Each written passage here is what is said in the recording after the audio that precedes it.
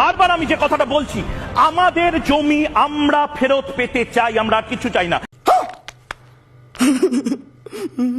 আর যদি তুমি ফেরত না দিতে পারো, টাকা হাতে তুলে দাও। এটা তো সিম্পল হিসেব। আমার থেকে কেউ একটা জমি নিয়েছে, সেই জমির টাকা সে দিতে পারছে না, সে দীর্ঘদিন ধরে জমিটাকে ফেলে রেখে দিয়েছে, তাহলে হয় জমি দাও নয় টাকা দাও। হ্যাঁ হ্যাঁ, এই হিসেবটা বুঝতে মোহাম্মদ ইউনূসের সমস্যা হচ্ছে কেন? নোবেল টোবেল পেয়েছে তো, মোহাম্মদ ইউনূস নোবেল পুরস্কার পেয়েছে তো। দ্বিতীয় অংশ একটু পরে দেখবো। মৌক দাদা বললো জমির টাকা না দিতে পারলে তাকে জমি বুঝিয়ে দিতে হবো। হ্যাঁ, এটা 100% ঠিক। তবে সে এটাও বললো ডক্টর ইউনূস নাতি সেটা বুঝতে পারতেছে না, কারণ হিসেবে বলছে সে নোবেল বিজয়ী, তাই তা এখানে বিষয়টা এমন হয়ে গেল না, বলত নিজের চালাক মনে করতেছে। হ্যালো এভরিওয়ান, আসসালামু আলাইকুম। আজকের ভিডিওতে আমরা ভারতের হকার সাংবাদিক রাজু দাস সহ আরও বাংলাদেশি কিছু ভাইরাল মিমস ভিডিও দেখবো, যা দেখে না এসে থাকার উপায় নাই।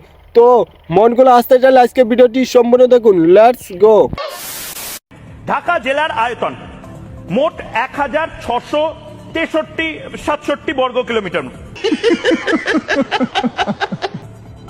1463 বর্গ কিলোমিটার মতন। হিন্দুদের জমি 20 লক্ষ একর, অর্থাৎ 6 গুণ প্রায়, মানে 8094 বর্গ কিলোমিটার, 8094 বর্গ কিলোমিটার জায়গা হিন্দুদেরকে দিতে হবে।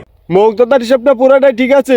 যদি 6টা টাকার সময় হিন্দুদের দিয়ে দিতে হয়, তাহলে 20 কোটি মুসলমান সে ভারতে বসবাস করে, তাদের সে জমি জমা আছে সেটা বাংলাদেশে ভূখণ্ডে দিতে হবে।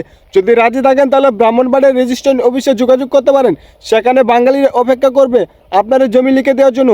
যদিও রেজিস্ট্রেশন কাগজ পড়তে পারবেন কিনা সন্দেহ, কারণ শুরুতে ছিল 1463 বর্গ কিলোমিটার ঢাকা, কিন্তু আপনি বলছিলেন 1667 কিলোমিটার। পরের তথ্য, চিনিতেই ভারতের উপর নির্ভরশীল। গরম গরম মিষ্টি খান, চিনির শরবত খান, পরোটায় দেন, সে চিনিও ভারত পাঠায়, চিনিও আপনারা তৈরি করতে পারেন না। ভারতের চিনি ছাড়া নাকি আমরা মিষ্টি মুখী করতে পারবো না। ফাইনালি পাকিস্তান থেকে 25,000 টন চিনি আসতে আছে বাংলাদেশে। আর অন্ত সাংবাদিক হয়তো জানি না, চিনি তৈরি করতে যে 1 লাখ সেটা কিন্তু বাংলাদেশে উৎপাদন করা হয়। যদিও অন্ত সাংবাদিককে বাংলাদেশে এনে চিনির কলেও যদি ঢুকানো হয়, তাও বলবে যে এখানে চিনি উৎপাদন করা সম্ভব না।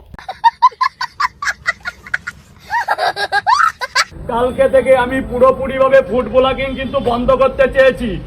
যে আমার কাছে আসবে আমি কিন্তু তার বিরুদ্ধে আমি কিন্তু অন্যরকম স্টেপ নিতে বাধ্য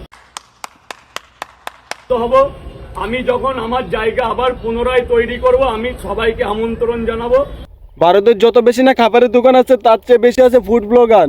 ফাইনালি রাজুদার দোকানে তো ফুড ব্লগিং বন্ধ। আগে যখন ফুড ব্লগিং চলতো খাবারের মধ্যে, তখন কখনো কখনো মাইক্রোফোন, কখনো কখনো ক্যামেরা পরে যেত, এতে খাবারটা সুস্বাদু হতো। এখন তো মনে হয় সুস্বাদু হবে না, যদিও জানি রাজুদা এখন নিজে ব্লগিং শুরু করে দিছে। আমরা স্টুডেন্ট, আমরা ছাত্রলীগ খোঁজার জন্য আসলাম। रुको जरा सबर करो। খুঁজুন তাদের, টেবিলের নিচে লুকিয়ে পড়লেন তারা।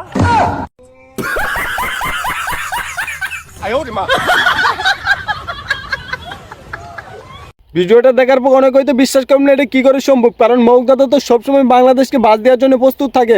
তাহলে একটা ভালো কাজ কিভাবে করতে পারে? আসলে সবই সম্ভব এডিটিং এর মাধ্যমে।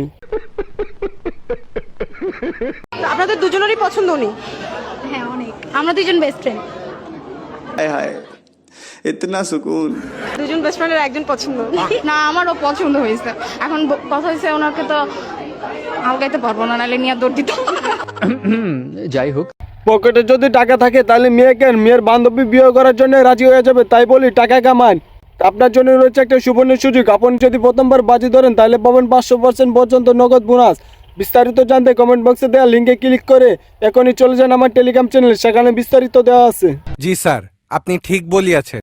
4 বছরের বাচ্চাকে যদি জিজ্ঞাসা করো তুমি আর্জেন্টিনা নাকি ব্রাজিল, সে কি উত্তর দিতে পারবে? হ্যাঁ অবশ্যই পারবে। বিশ্বাস না হলে সম্পূর্ণ ভিডিওটি দেখো। তার আগে ভিডিওটি যদি ভালো লেগে থাকে ভিডিওতে একটি লাইক করে দাও, আর চ্যানেলে নতুন হলে অবশ্যই চ্যানেলটি সাবস্ক্রাইব করে পাশে থাকা বেল আইকনটি অন করে দিও। বাবু তুমি আর্জেন্টিনা না ব্রাজিল? बोलो ब्राजील। বলো বলো বলো।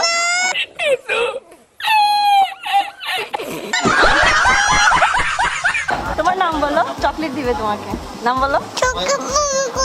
চকলেট ভূমি করে। খতম।